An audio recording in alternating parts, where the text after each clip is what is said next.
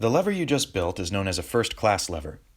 First-class levers have their fulcrum in the middle, with the effort force applied at one end and the load force applied at the other. When the fulcrum is closer to the load, the force needed to lift the load is reduced, and when the fulcrum is closer to the effort, then the force needed to lift the load is increased.